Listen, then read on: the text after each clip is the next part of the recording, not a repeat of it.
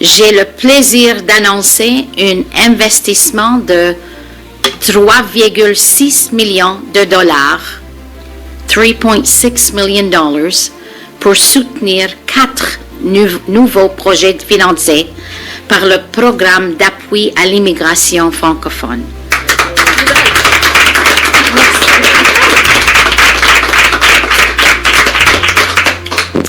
So, 4 projects gérés par le Centre d'innovation en immigration francophone. Un investissement qui aura un impact réel dans la vie des gens et sur l'économie locale. Madame la ministre Diab, chers parlementaires, M. Leroux, recteur de l'Université Saint-Paul et distingués invités, c'est un réel plaisir de participer à vos côtés, Madame la ministre, à cette importante annonce. Permettez-moi de vous souhaiter la bienvenue à l'Université Saint-Paul où se situent les bureaux de l'Association des collèges et universités de la francophonie canadienne. La CUFC célèbre cette année son 10e anniversaire au service de ses membres. C'est une décennie qui a été marquée par la croissance, l'agilité, la résilience et la confiance. Le nouveau plan stratégique 2025-2030 de la CUFC s'organise autour de 2 piliers.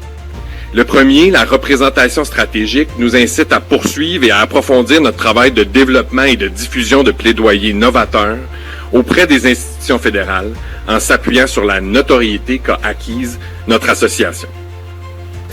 Le deuxième pilier, la réalisation d'initiatives structurantes, nous amène à développer et à mettre en œuvre des projets au sein des établissements membres de la CUFC, tout en imaginant de nouvelles pistes d'action concertées et collaboratives. Nous agissons déjà en santé, en justice, en petite enfance et en recherche notamment.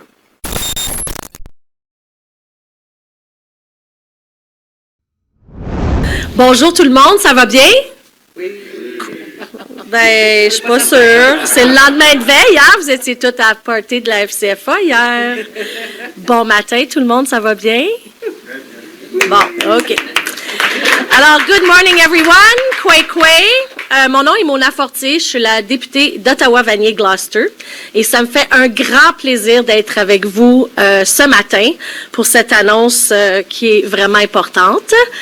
Avant de poursuivre, par contre, je voudrais quand même reconnaître que nous sommes ici rassemblés aujourd'hui sur les territoires ancestraux et non cédés du peuple algonquin Anishinabeg. Et vraiment, un grand merci d'être tous ici. Alors, nous, quand on vient faire des annonces à l'Université Saint-Paul, on commence par dire qu'on est vraiment à la bonne place. L'Université Saint-Paul est toujours très accueillant pour nous recevoir et faire la place pour qu'on puisse vous partager les bonnes nouvelles. Alors, je voudrais commencer par remercier Patrick Leroux et toute son équipe. Patrick Leroux, qui est le recteur de l'Université Saint-Paul. Merci pour l'accueil chaleureux. Le café aussi, c'est une bonne idée. Et je voudrais aussi remercier Martin Normand, qui est ici, qui va aussi avoir l'honneur de parler. Je veux quand même reconnaître une membre du CA de la CUFC, Lynn Casimiro, qui est ici aussi. Et je crois, Patrick, toi aussi, tu es membre du CA. Donc, on a un double rôle aujourd'hui, si je comprends bien. Alors, l'autre bonne nouvelle, c'est qu'on a beaucoup de membres de l'équipe du caucus qui sont ici avec la ministre Lena Mettledge. Donc, merci Lena d'être avec nous ce matin. Madeleine Chénette, qui est également députée et elle est la secrétaire parlementaire pour le ministre du Patrimoine canadien, des langues officielles et parcs, si je ne me trompe pas. Sport, pardon. J'étais proche. Et sport, on me quiz ce matin, c'est bon. Ensuite, notre nouvelle recrue, Chris D'Entremont, qui vient de la Nouvelle-Écosse. Une autre nouvelle recrue à l'élection, qui vient de Saint-Boniface, Ginette Lavac. On est bien représentés aujourd'hui et le président du caucus des minorités de langues officielles, Guillaume Théberge. Non, Lachin. Je dis toujours Deschênes-Thériault, qui est mon ami qui fait beaucoup de travail pour les communautés. Alors, Guillaume, je suis vraiment contente de le voir ici. Alors, comme vous pouvez voir, on est vraiment content d'être ici aujourd'hui.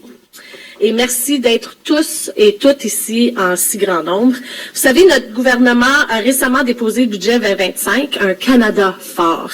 Ce budget comprenait notamment le plan des niveaux d'immigration de 2026-2028 qui poursuit déjà le travail entamé pour renforcer l'immigration francophone à l'extérieur du Québec.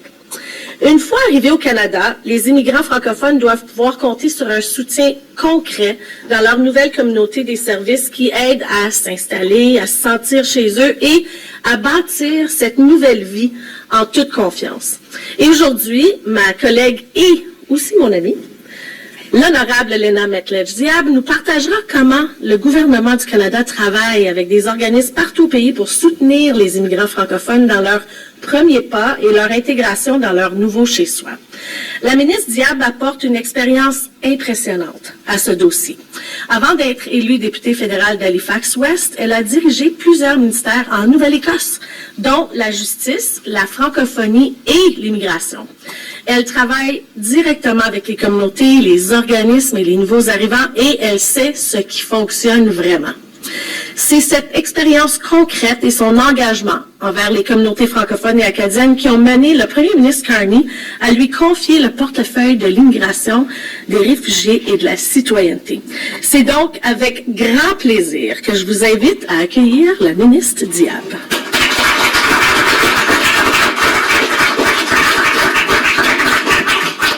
Bon matin tout le monde, c'est vraiment un grand plaisir d'être ici et à cet bel endroit. Quand j'ai dit ce matin, ma sœur a suivi des cours ici il y a 20 ans. Alors, c'est vraiment un plaisir d'être ici avec vous. Je reconnais que nous sommes sur le territoire traditionnel non cédé du peuple Algonquin Anishinaabe. Alors, moi, merci beaucoup pour tout vos travail acharnés depuis les années dernières et aussi aujourd'hui et à l'avenir. Merci beaucoup et tout le monde, comme vous voyez, nous sommes ici représentés de tous les coins du Canada, Nouvelle-Écosse, Québec, Ontario, Nouveau-Brunswick, Manitoba. Alors, je suis très contente d'être ici. Et je suis heureuse d'être avec l'Association des collèges et universités de la francophonie canadienne, un pilier pour les étudiants francophones à travers le pays. Je suis ici pour parler de ce qui nous unit, notre langue, notre économie et notre avenir. Le mandat de notre gouvernement est clair. Renforcer la francophonie partout au pays. So our government's mandate is clear. It is to strengthen la francophonie across Canada. Ça veut dire attirer les meilleurs talents francophones et bilingues pour qu'ils choisissent de bâtir leur avenir ici au Canada, tout en appuyant les communautés qui les accueillent. So that means attracting the best francophone and bilingual talent so they choose to build their future here in Canada while supporting the communities that welcome them. Cette approche, c'est l'approche de notre gouvernement. Une immigration responsable et durable qui fait grandir notre économie et donne vie à nos régions. Aujourd'hui, on passe de la vision à l'action. So today we move from vision to action. J'ai le plaisir d'annoncer un investissement de 3,6 millions de dollars, $3.6 million, pour soutenir 4 nouveaux projets financés par le programme d'appui à l'immigration francophone.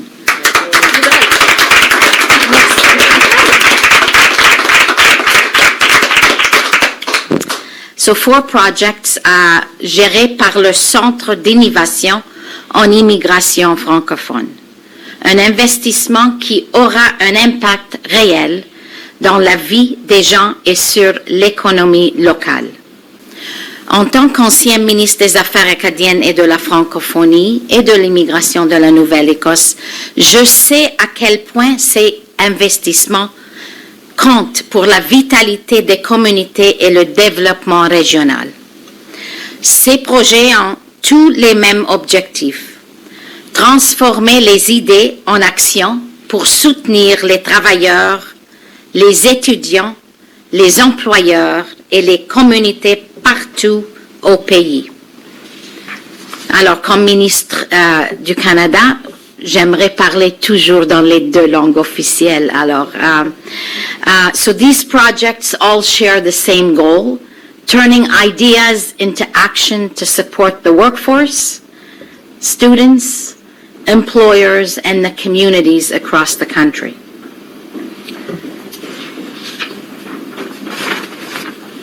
Alors, à quoi ressemblent ces investissements sur le terrain?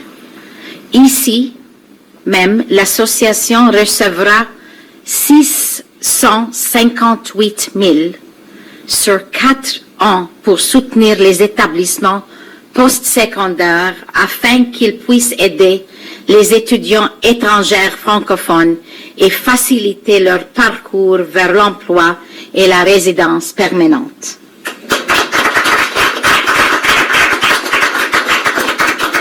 En Nouvelle-Écosse, les campus de l'Université Sainte-Anne à Pointe-de-l'Église et à Halifax offriront du mentorat à des stages à des étudiants étrangers pour les aider à s'intégrer et à rester dans la région. En Ontario, le Centre de services à l'emploi de Prescott Russell, quelqu'un ici m'a dit, vous êtes ici, aidera les entreprises rurales à recruter les travailleurs francophones qualifiés. Et au Nouveau-Brunswick, un projet pilote facilitera le recrutement d'infirmières et infirmiers francophones formés au Maroc pour répondre aux besoins du système de santé. Ensemble, ces projets montrent concrètement ce que le programme d'appui à l'immigration francophone rend possible. Il crée des emplois, renforce la francophonie et fait grandir l'économie au bénéfice de tous les Canadiens et Canadiennes. So these projects clearly demonstrate what the support program can achieve, and that is creating jobs, strengthening la francophonie, and growing the economy to the benefit of all Canadians. Et les résultats le prouvent. On voit ces progrès partout au pays, dans nos communautés, nos entreprises et notre économie. L'an dernier, plus de 7% des nouveaux résidents permanents hors Québec étaient d'expression française, ce qui dépasse notre objectif initial de 6%.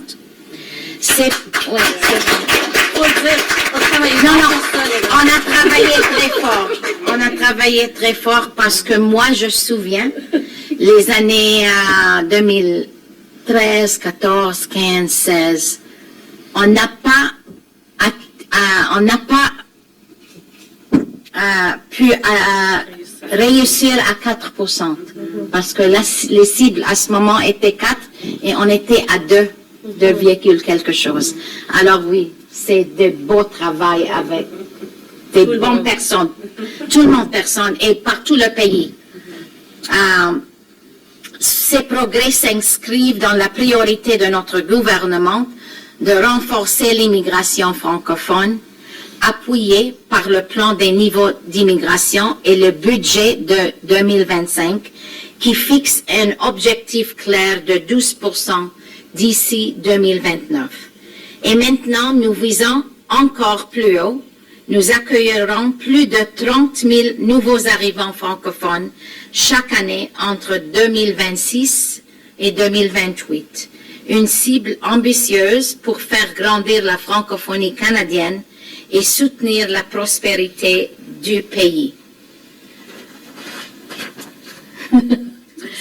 Lors de la plus récente rencontre du Forum des ministres responsables de l'immigration, nous avons réaffirmé notre engagement commun avec les provinces et les territoires à renforcer l'immigration francophone. Ensemble, nous travaillons à renouveler le plan d'action fédéral, provincial, territoire pour soutenir la croissance de l'immigration francophone hors Québec. Et honnêtement, c'est une grande nouvelle.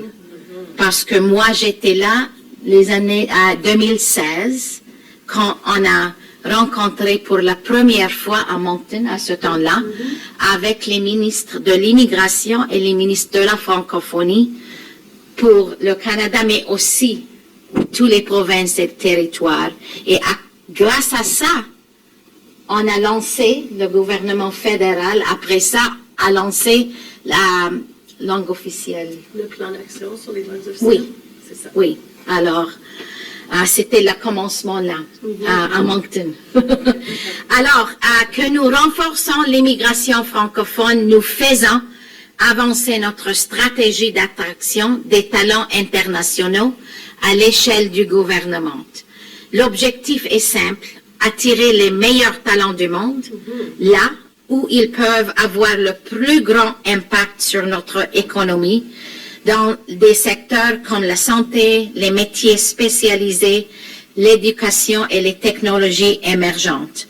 Nous travaillons main dans la main avec les provinces, les territoires et les communautés francophones pour répondre aux besoins sur le terrain.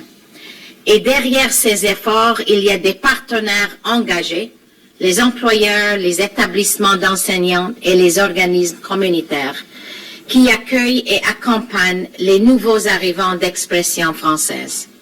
Alors, je veux remercier tous ceux et ceux qui font vivre ces projets. Vous aidez les gens à s'établir, vous renforcez la francophonie, merci beaucoup, et vous ouvrez des portes aux familles qui choisissent le Canada. Avec ce programme d'appui et leur stratégie d'attraction des talents internationaux, nous attirons, accueillons et intégrons les talents francophones au sein de notre pays. Et c'est comme ça que nous bâtissons un Canada plus fort, plus inclusif et fièrement bilingue. Merci, thank you. Walalia, and shukran.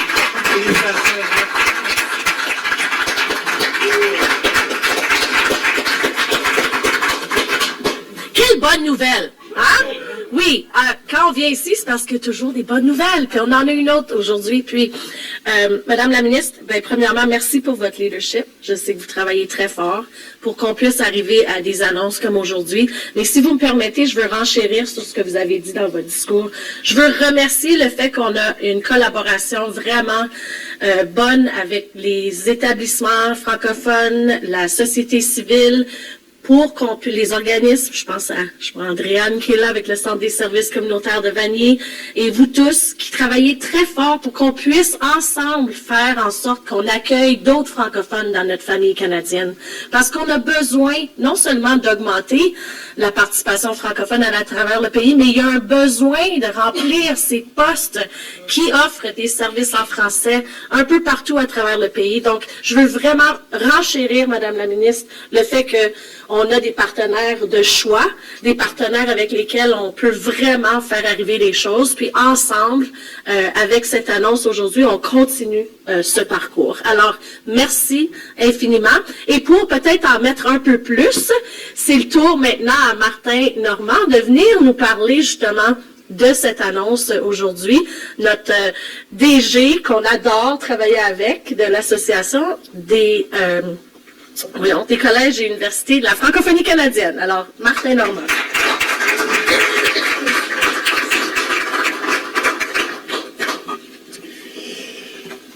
Merci, ça me rassure que tu dises publiquement que c'est agréable de travailler avec moi, donc voilà, ça a été dit.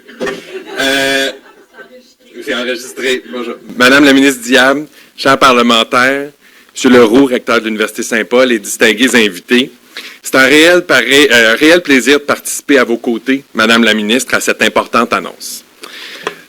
Permettez-moi de vous souhaiter la bienvenue à l'Université Saint-Paul, où se situent les bureaux de l'Association des collèges et universités de la francophonie canadienne.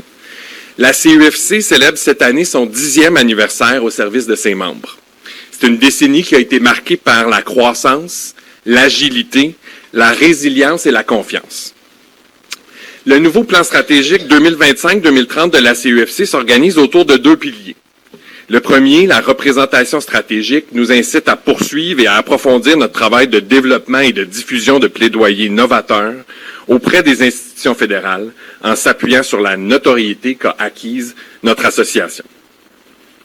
Le deuxième pilier, la réalisation d'initiatives structurantes, nous amène à développer et à mettre en œuvre des projets au sein des établissements membres de la CEFC, tout en imaginant de nouvelles pistes d'action concertées et collaboratives. Nous agissons déjà en santé, en justice, en petite enfance et en recherche notamment. Nous nous réjouissons qu'à travers le programme d'appui à l'immigration francophone, nous puissions agir de façon conséquente sur l'appui à la population étudiante internationale par la création d'une nouvelle communauté de pratique. Son objectif principal est d'animer un dialogue continu entre les établissements postsecondaires membres de la CEFC et des parties prenantes du secteur de l'immigration francophone.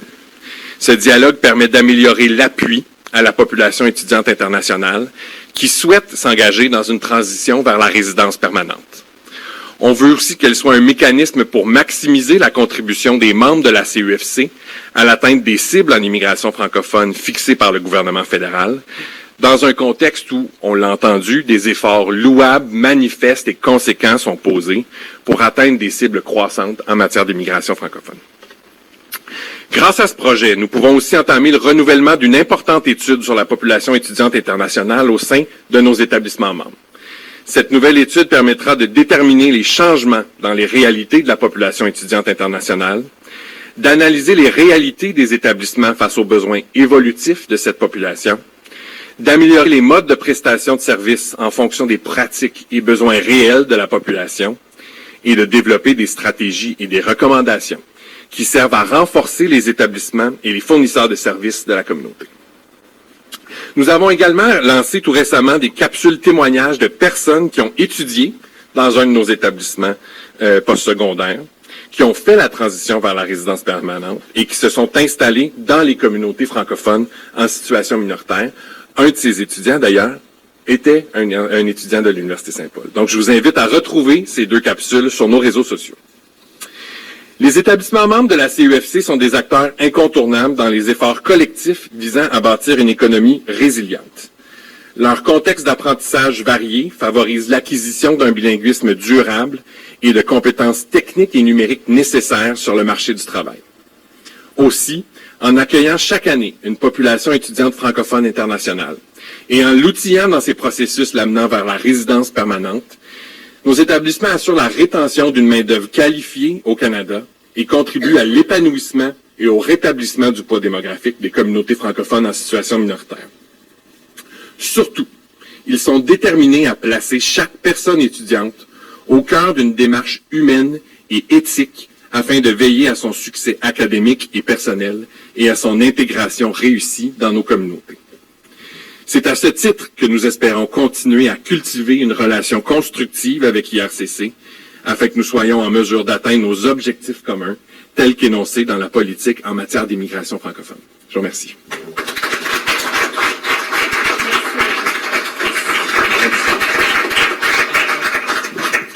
Merci Martin. Et oui, tu es un excellent collaborateur et tu nous dis vraiment qu'est-ce qu'il faut qu'on fasse pour faire avancer les choses. Donc, il faut continuer à le faire, hein? Madame la ministre, on est des collaborateurs parce que on a des objectifs vraiment importants. Puis, ce que tu viens de nous présenter, c'est des projets qui sont réels, qui sont vrais, qui vont faire toute la différence. Alors, pour moi, c'est important de le dire et de continuer à, évidemment, poursuivre avec sûrement d'autres projets que tu vas nous proposer au cours des prochaines années pour qu'on puisse réussir les objectifs qu'on s'est donnés. Alors, ceci conclut notre annonce. Je sais qu'il va y avoir une période de questions, donc je vais t'inviter à venir animer cette période de questions. Oui, merci beaucoup. Nous allons maintenant passer à la période de questions et réponses. Je suis Ariane Boyer, je suis la directrice de relations avec les médias pour IRCC et il me fait plaisir d'être votre modératrice. We will now move on to our question and answer session with the media. Participation in the question and answer portion in this event is for accredited media only. La participation à la partie questions et réponses de cet événement est réservée aux membres accrédités des médias. You are invited to ask questions in the language of your choice. You are allowed to ask one question and one follow-up. Si vous avez des questions, veuillez les poser dans la langue officielle de votre choix. Vous avez le droit de poser une question et un suivi. Alors, à qui la parole? Oui, bonjour. Bonjour, ma question pour Mme la ministre, Pascal Vachon pour TFO. Vous annoncez des sommes aujourd'hui, vous parlez d'augmenter l'immigration francophone. Trouvez dans une université qui a été durement frappée, puis je vois Mme Casimiro à la cité qui a fermé des programmes en raison de la baisse du nombre d'étudiants étrangers. Il y a 3 semaines, dans le budget, ou il y a 4 semaines, vous avez annoncé encore une autre réduction du nombre d'étudiants étrangers. Pouvez-vous m'expliquer comment est-ce que le gouvernement peut dire en même temps on va augmenter l'immigration francophone, mais en même temps on baisse le nombre d'étudiants étrangers dans les établissements francophones?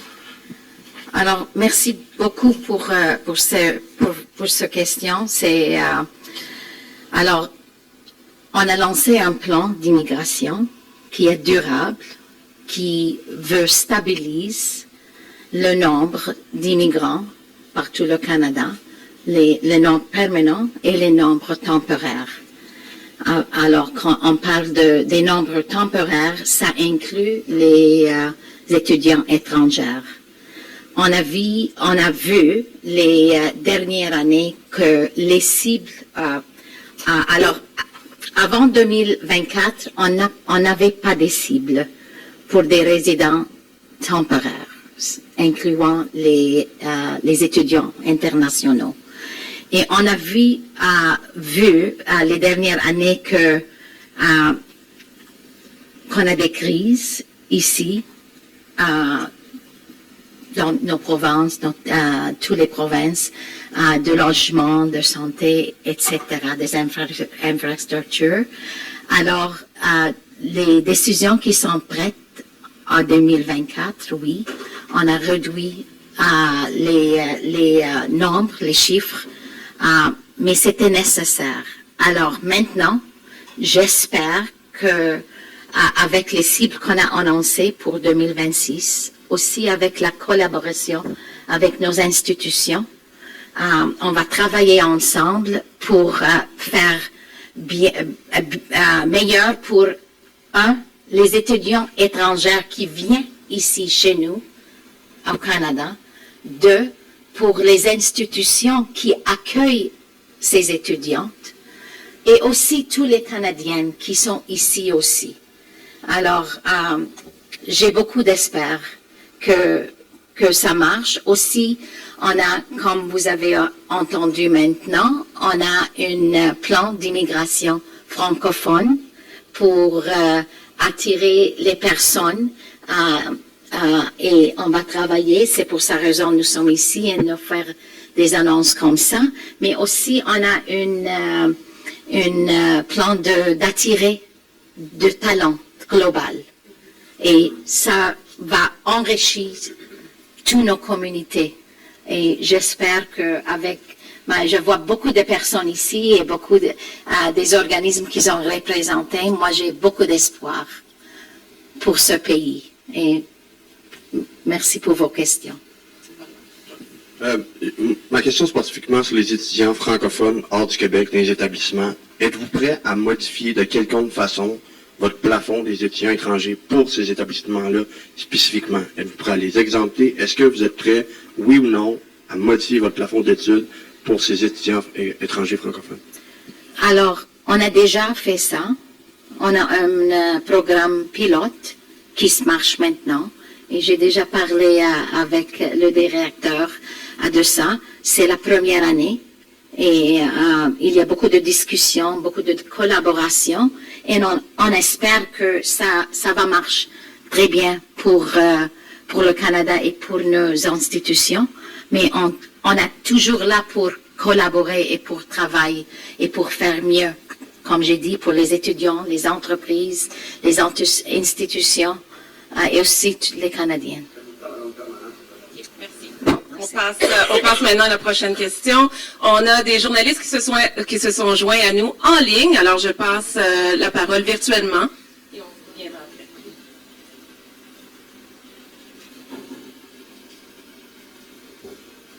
après. Peter Zamonian, CBC News. Can you hear me? Yeah. Yes, you can hear me? Yes, we can. Today in the United States, the New York Times has obtained a diplomatic cable that was sent to Canada, EU, Australia, and New Zealand, asking their ambassadors to press the host governments to restrict immigration and to report back if those countries don't do it. And they want countries like Canada and the ones mentioned to emphasize have the emphasis placed on them to that immigrants cause crime and migrant crime rates are an issue. I'm wondering if Canada has received this message from the United States, and if so, what your reaction is to it. And if you could answer in both English and French, that would be helpful. Well, thanks for your helpful question. It's not something I'm familiar with, quite frankly. I've been here for the last while, so I don't know what happened overnight. But what I can tell you is I can speak for Canada, and I can speak for what this new government has been trying to do since we were elected April 28, and that is to ensure that, and we, very happily passed our budget 2025, generational investment budget that also has a durable, sustainable immigration plan in it that will stabilize our number, that will reduce the permanent residents to 1% of our population and will reduce our temporary numbers to 5% in the next 2 years. As I said, we have an ambitious Francophone immigration plan, in which we will attain. And we are working on global talents, attracting the best of the world, and that includes the H-1B visas, but also includes the researchers, the post-grad workers. And so, as the Prime Minister says, we will control what we can control, and we will do what we can do in Canada for the best of our citizens and our population, and to grow our economy and continue to be true to our principles as well. Thanks very much for your question. OK, prochaine question ici dans la salle. Can I follow? I got a follow-up, yes? Yes, go ahead for your follow-up. Apologies. Can you tell me, based in light of this report, to what extent does Canada take advice from the United States when it comes to setting its immigration levels?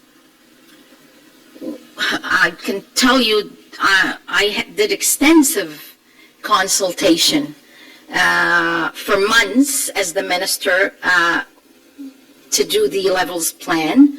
My deputy minister, my directors, my various IRCC officials, extensive consultations with many stakeholders across the country, economists, but also really, quite frankly, the provinces and territories. They were my main partners because immigration in Canada is a joint provincial, territorial, federal jurisdiction. Those are the individuals that I consult with when we develop our levels plan. Thank you very much. Thank you. À vous la parole. Merci. Bonjour Madame la Ministre, Inès Lombardo de Franco-Presse. Moi j'ai posé une question sur l'allocation de vos ressources et comment elles sont distribuées. Je comprends que c'est une bonne nouvelle aujourd'hui, évidemment, mais il y a plusieurs établissements post-secondaires francophones au Canada qui ont subi des coupes ou alors juste des financements ponctuels qui ont été stoppés. Je voulais savoir, comme le Collège nordique par exemple, je voulais savoir comment vous distribuez vos ressources pour tous ces projets-là que vous annoncez aujourd'hui. Comment ils vont être distribués et comment vous communiquez avec les établissements post-secondaires, ce qui sont aussi pas mal dans le flou avant les prochaines rentrées. Je ne sais pas si vous pouvez répondre, peut-être Monsieur Normand, vous pourriez compléter après. Oui, c'est pas un secret, c'est tout transparent.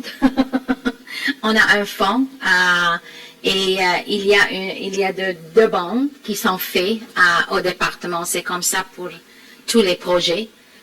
Et je sais que avant qu'on était réélu en avril 2025, je pense que c'était le février au mars, il y avait 12 projets qui ont qui ont financé, et maintenant il y a 4+.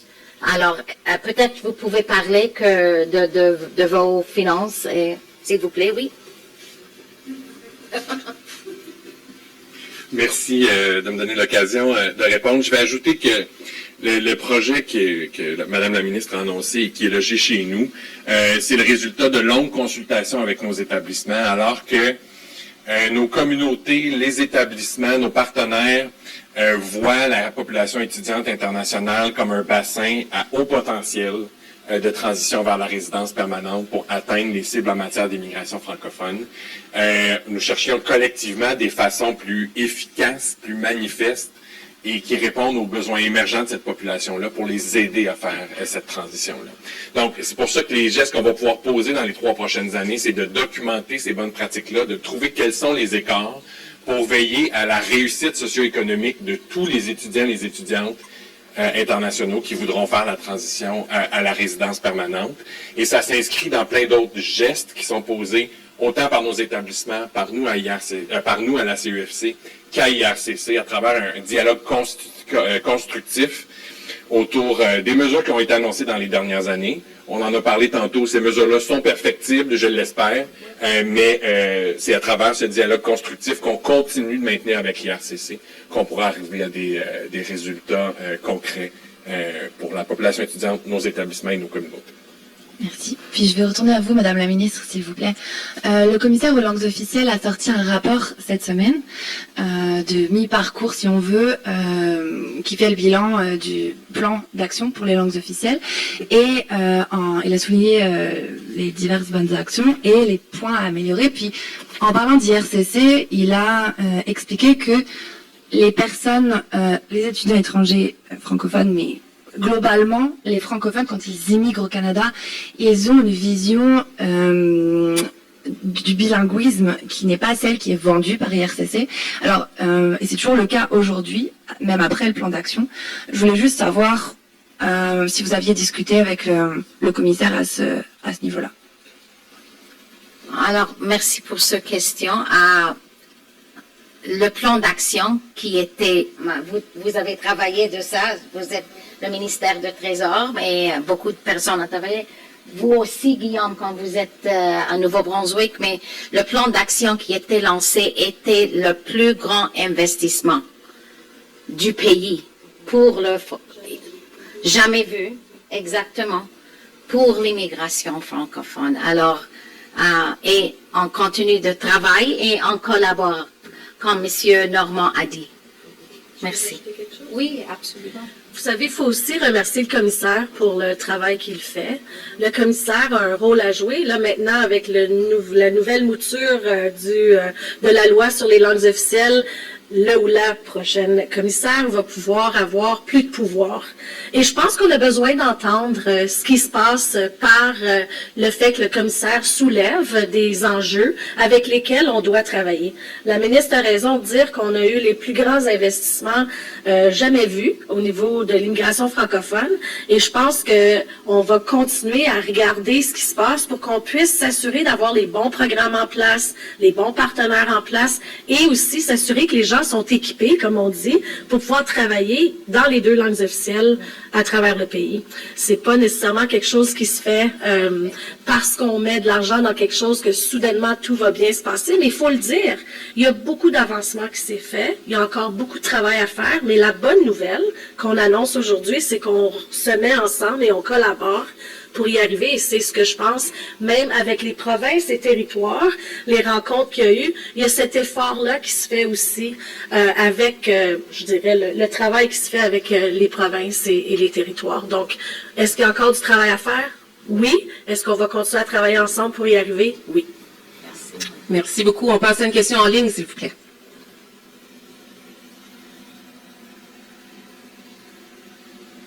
Oui, bonjour. Est-ce que vous m'entendez? Oui. Bon, moi, je vous entends pas. Un instant. Oui, on t'entend. On vous entend. OK, super. Merci beaucoup. Bonjour, Madame Diab. Merci de prendre nos questions aujourd'hui. Comme vous savez, lors du référendum de 1995... Pardon, pouvez-vous vous présenter, s'il vous plaît? Oui, c'est Raphaël Pirot du journal Parle. Quoi? Du journal Donc, c'est Journal de Montréal. Merci. Oui, voilà. Pardon. Donc c'est ça. Lors du référendum de 95, le gouvernement fédéral à l'époque, Jean Chrétien, avait demandé au ministre de l'époque d'accélérer l'attribution des citoyennetés avant le vote pour faire voter le plus de nouveaux citoyens possible à ce référendum-là. Je me demandais si vous pensiez que M. Chrétien, le ministre de l'époque, ils avaient raison d'agir de cette manière. Merci beaucoup. J'ai eu une question hier en chambre et une autre question d'une autre partie avant hier. Alors, deux jours et maintenant c'est le 3 journées. Je ne sais pas si je veux... Il y a une autre dans l'Assemblée aujourd'hui aussi, mais comme j'ai dit à la Chambre, je suis ici vraiment pour travailler pour l'avenir, pas pour le passé et pas pour faire des chicanes, pas pour faire des histoires. Comme j'ai dit, on a un plan d'immigration. On va travailler fort pour cibler le Nord, pour faire des équilibres ici au Canada, pour les temporaires résidents, pour les permanents résidents, pour attirer et retenir les immigrants francophones bilingues, pour attirer les talents que le Canada a besoin. Aussi, comme j'ai dit hier, le Canada-Québec accord. Le Québec a tout le devoir pour recruter et attirer les résidents permanents. Alors, c'est dans l'accord du Canada-Québec. C'est différent de toutes les autres provinces. Alors, merci pour vos questions. Un suivi? Merci. Oui. Mais parlons d'avenir, alors, justement, je voulais voir avec vous, le Parti québécois est numéro 1 dans les sondages. Les sondages le donnent victorieux aux prochaines élections. Il y a une promesse de référendum, justement. Donc, c'est dans cette optique-là, je voulais voir avec vous si vous pensez que c'est possible que le gouvernement fasse la même chose éventuellement. Évidemment, on parle de situations hypothétiques. Mais je voulais voir avec vous, pensez-vous que c'est possible? Pensez-vous que le premier ministre pourrait vous demander de faire la même chose? Alors, vraiment, je ne sais pas la politique du Québec. Alors, je viens de la Nouvelle-Écosse moi-même, mais aussi comme ministre pour toutes les provinces et tous les territoires. On a 10 provinces, 3 territoires dans un grand pays géographique, mais beaucoup de culture et de tout ça. Moi, je concentre, et comme j'ai dit, je travaille étroitement avec les provinces, avec les territoires, quand on fait des grandes décisions aussi. Et nous sommes ici pour travailler pour tous les Canadiens. Merci beaucoup. Merci. On a le temps pour une dernière question ici dans la salle. Oui. Bonjour Madame la Ministre, bonjour tout le monde. Je m'appelle Exaucé Louké-Badio, je suis étudiante en master en affaires publiques et internationales. Ma question, je suis aussi étudiante internationale, francophone, disons. Une des raisons pour lesquelles nous continuons à travailler et à étudier en français, c'est parce qu'il y avait des bourses d'exonération francophones. Actuellement, plusieurs universités n'ont plus ces bourses, notamment Ottawa, qui, avec des étudiants nouvellement inscrits, n'ont pas accès à ces bourses. Est-ce qu'il y a possibilité qu'on puisse retourner ces bourses d'exonération partielle parce que ça aide les étudiants francophones à pouvoir continuer dans cet élan à travailler à étudier en français? Merci. Je ne sais pas si j'ai la réponse pour vos questions. Je ne comprends pas vraiment cette question. Oui. Si je peux me permettre, Madame la Ministre, je suis la directrice des relations avec les médias à IRCC. Ça me ferait plaisir de vous mettre en contact avec mon équipe pour qu'on puisse vous fournir une réponse plus détaillée. Et ça va de soi pour le restant des journalistes qui sont ici présents ou en ligne. If you have additional questions that were not answered today, please don't hesitate to get in touch with my team at Media Relations at IRCC. Merci tout le monde. Thank you so much. C'était une bonne. Merci. Merci encore.